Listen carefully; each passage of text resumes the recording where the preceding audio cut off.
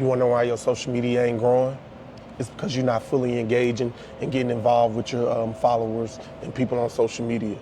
Social media, just like real life, you got to network, you got to comment, like, share, subscribe, repost. It's all kind of connections, collaborations. It's all kind of things you got to do on social media to grow your account. It's not just about posting content, posting videos, posting reels. You got to really interact and engage and get people to really buy into what you're trying to do on social media to be successful.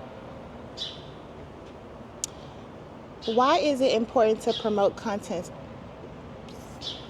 Why is responding to comments and messages so important for creators? It's just like regular life. If somebody's walking up to you saying, hey, I like your shirt, hey, I like something about you, and you don't say anything or acknowledge or say thank you, it's kind of disrespectful. So it's the same on social media. If people are commenting and liking you and want to get more information from you, you need to engage with them, learn from them. They could possibly want to buy something from you. They could possibly want to network. They could possibly introduce you to somebody that could change your life. So it's the same as in real life. Don't be disrespectful. It's just online etiquette. You know what I'm saying? It's part of the game. I know we all like to look cool and don't respond to comments and don't check our DMs and all this kind of stuff, but it's really gold in our DMs and in our comments. Those are people who really engage with your content. They saw something about it that made them really react and send a comment and put a like and put an emoji on your picture.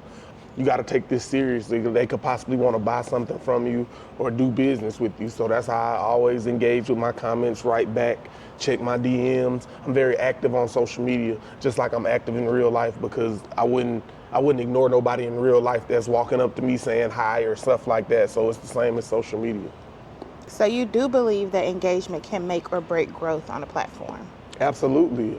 The more comments and likes and shares and stuff your stuff gets, that's how your video grows. If you're constantly getting 100 comments a post, you need to respond to the top comments, most of the comments. You know what I'm saying? That's going to help the algorithm see that you're actually on the social media platform, being active, engaging, and taking it serious. I mean, it's social media networking. People forget the social part of social media. They too busy trying to look cool, be popular, have their numbers where they don't say nothing, being mysterious, but it's about interacting, meeting new people.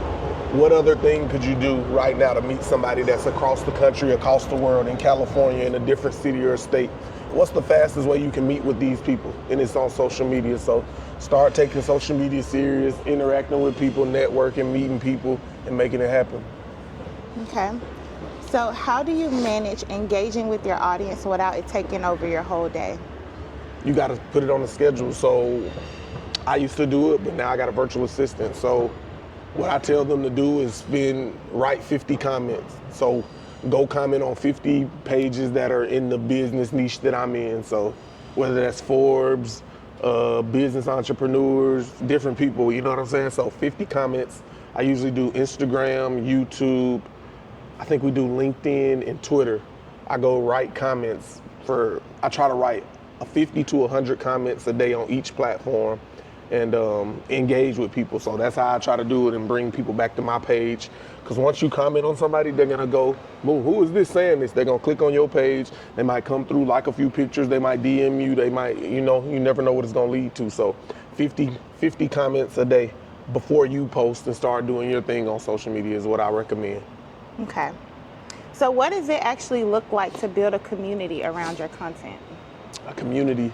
I did have a school community when I did the trucking, so I had a community of like 50 people paying me $5 a month. But it turns into an ecosystem. Once you get good content, you're gonna notice there's gonna be probably some familiar faces always commenting, checking, seeing what your next move is, trying to make it happen. So you build an online community with your content. It brings out the like-minded people who are interested in what you're talking about. So you got to keep doing that. What are some small things creators can do to start creating that sense of connection? Just be passionate with what you're talking about. If you like, you know what I'm saying? If you like walking or running, exercising, gym, all the gym people are gonna find you in your content. Talk about fashion. You never know what you're gonna connect with people on. So you're better off just telling your truth, being your authentic self and doing what you like 100%. And it's gonna bring out the people that like, or they're gonna be attracted to what you're doing and they're gonna comment. And that's how you start building a community. You build a relationship. Once somebody, I like your shoes. Hey, I need to put more shoe videos. I like your hats. hey, start wearing a different hat every video. There's different things you can do. I'm comedian Fredo Davis, and I've been working with Sydney now with my social media because I was having a problem at first establishing myself on social media, get my name known, views and all that was low. Then I consulted with Sydney at PFC, People's First Content, and things started to look up for me. I want to thank Sydney for taking time out to counsel me and help me build my social media to the platform that it is nowadays. Thank you for the views and the uplifting courage to continue with it, because I wanted to quit social media, to be honest with you. And now, if you want to get the response that I got and take your social media views up a notch, then you need to consult with Sydney at PFC, People's First Content. Go now. They engage with the people and they pay attention to everything really online, you know what I'm saying? Okay. And how do collaborations or shortcuts help in building a community? Yeah, collaborations, you always want to collab, whether it's with the email list, whether it's with a collab post on Instagram, whether it's sharing somebody's stuff, because if you're sharing and collabing and doing stuff, you're getting in front of new audiences. And that's the name of the game. Hold on. Excuse me, guys. But yeah, you're getting in front of new audiences. You never know who's going to see it. If a big account, let's say account with 100,000 shares my account, I might get 100 followers. If a 1 million follower account shares my stuff, I might get 100,000 views. You know what I'm saying? So it's all about, it's just like real life. If you've lived in, let's say you lived in Atlanta all your life and you've never went to California, but the first time you go to California, you meet 10 new friends, you'd be like, it's just networking and meeting new people. It's the same thing as going to networking events, business mixers, all that type of stuff. So you want to get active, collaborate, make online friends. You got to make friends online. You know what I'm saying? Y'all be on these online dating sites meeting boyfriends and girlfriends offline. You need to meet business friends and stuff offline. You know what I'm saying? So that's the power of networking, collaborating, sharing posts, DMs. Just get in front of new audience, get in front of new people, meet new people, because most of the time the people that you're around in real life aren't helping you elevate. So why not go to the internet and find people to help you elevate that are like-minded, doing the things you want to be doing. How important is audience feedback when shaping your content? It's pretty important. The audience gonna tell you what they want to see. They gonna dictate. They gonna have different questions for you. They gonna keep you engaged. So definitely pay attention to your audience, your analytics. You gotta see the back end, which numbers, where people coming from, where the views coming from, where the likes coming from. Is it mostly male? Is it mostly female? You gotta just really dive in and really understand your audience, and that way you can provide a great piece of content or a product that's gonna, keep your audience engaged. That's the name of the game, keeping people engaged, interactive. That's what you want. Good feedback, constructive criticism. It's all about that. What's one-time audience insight helped you pivot or grow your content? No, absolutely. I could see when I made videos, my highest performing videos was like over 20 minutes. So that's how I knew I needed to go longer, more longer form content than my 2 and 3 minute videos. So that's when I was doing trucking. So I would just show a day in the life of a truck driver, and I just go for 20, 30 minutes. And the audience feedback, the views was up 20, 30,000, you know what I'm saying? And compared to my 5, 10 minute videos, you know what I'm saying? So that's what a small thing you can do to really understand your audience. Just the numbers are gonna speak for itself when you're doing the right thing. How can creators use engagement as a tool to improve their next post? Engagement, you gotta engage, you wanna reach out, you can share your post, you can comment, but like I said, you definitely gotta engage with your audience, respond to comments, write people back, DM people, share your product, service, all that stuff with people all day, every day. It seems annoying, yeah, people might not read your messages, but they gonna see them one way or another. It's a numbers game really on social media. The more people you put yourself in front of, the opportunity to give you, that's the more chances you give yourself to grow. Just like real life, treat it like real life. If you're an introvert in real life, online, you shouldn't be nervous about talking to people online. They're not gonna harm you, they might not write back, but it's easier than in real life, I would think, but every different strokes for different strokes, but I just work, man. You're just engaging with the people. It's nothing to me. Should creators build communities off social media, like in the DMs, Discord, email, etc.? I'm a big proponent of building your own audience, owning your own audience. We all know with the algorithm on any social media platform, all your followers don't see your posts. We've seen it. I think 4,000 followers on Instagram. Some of my posts only see 900 people. You know what I'm saying? They're not showing your stuff to everybody.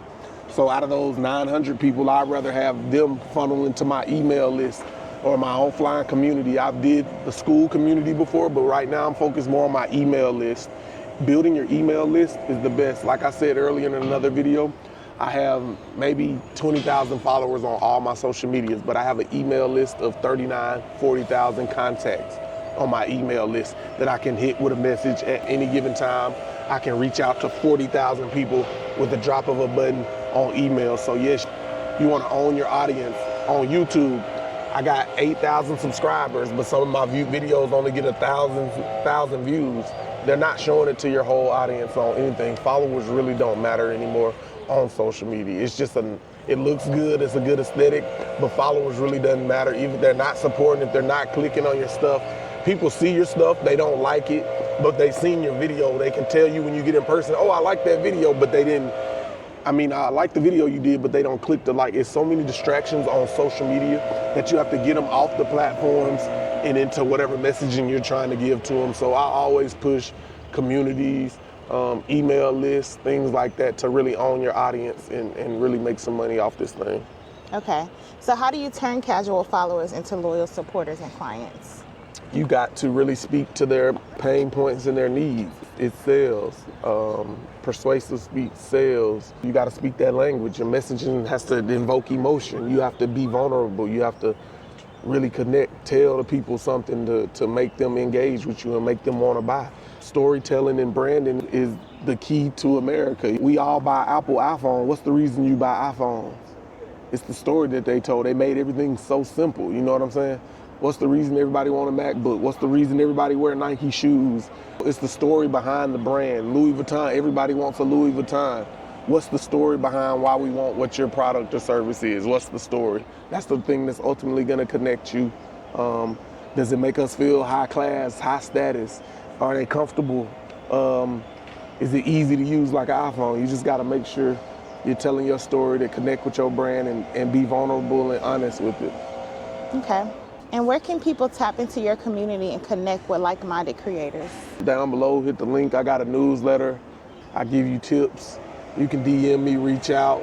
But pretty much my newsletter, I think, is the thing. I got a free checklist down below, you know what I'm saying? So that's what we doing, that's what we on. We about to hit it, man. We out of here. Y'all tap in, like, subscribe, follow, comment, and we gone. Let's get it. I want to take your social media to the next level. I'm about to show you how to use data, analytics, in the back end to really take your game to the next level. I'm gonna show you the business of social media. Yeah, it's cool to post what you want to and all this kind of stuff, but if you really want to take it to the next level, you gotta dive into the data, analytics, and really take this serious. Just like y'all take y'all jobs, college.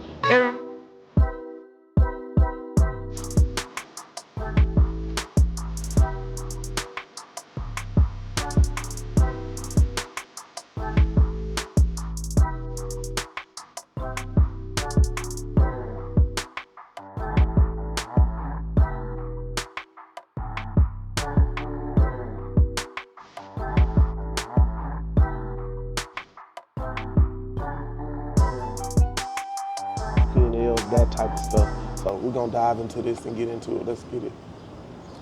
A lot of creators are flying blind. What are the top metrics you think they should be paying attention to?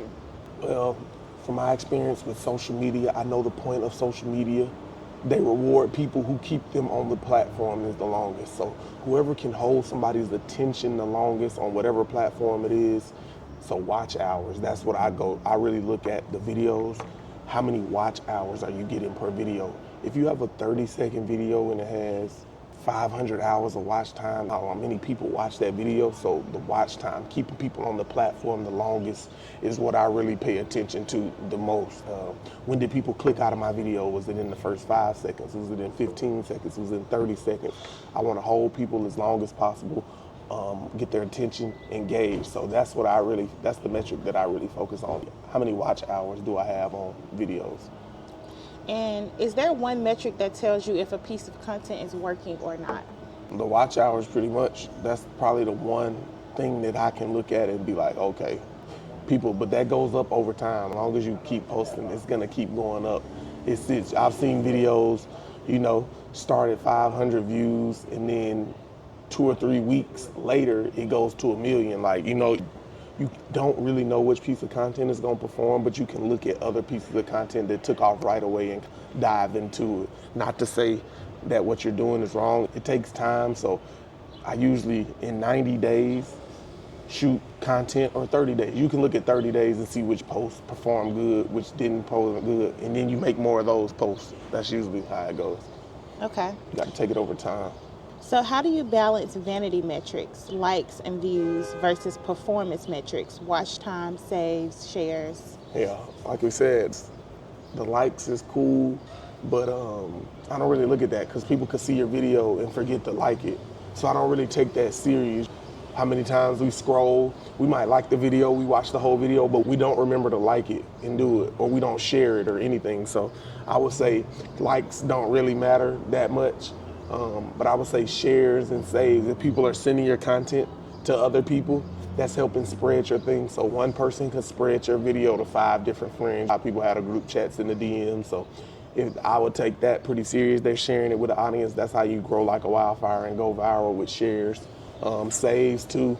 But I've saved videos and never go back and look at them too. So I don't know how serious saves are, but at least they're putting it in the queue to let you know that they might go back and look at it. But I think shares is probably one of the most serious metrics out of those 3.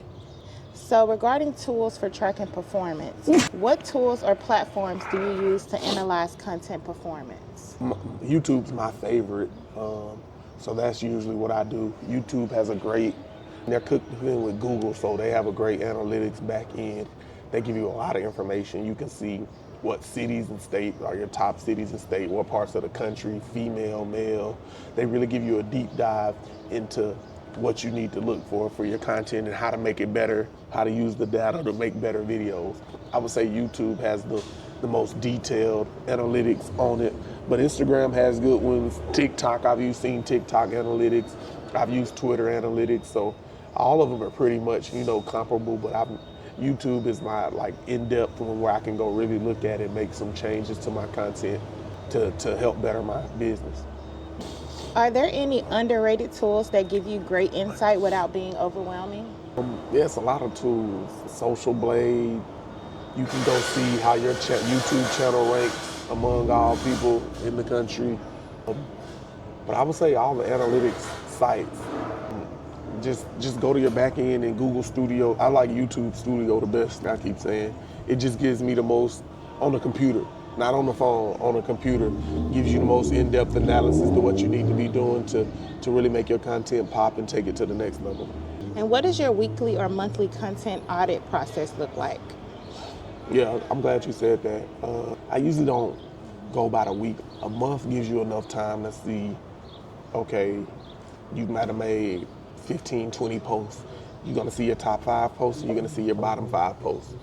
You need to lean more and go deeper on your top 5 posts. That's really the name of the game. Everything that performed well, double down on that. I know we like to make new, fresh content, new ideas. We don't want to repeat ourselves in that, but that's really the name of the game. You gotta double down on what's working. That's pretty much the number one problem in business. People go away from what's already working because they think it's gonna be old or people have seen it already. You don't want to wear the same outfit online because somebody's already seen you in it, but you wear it every day in real life and you're not worried about it. So that's more of that concept.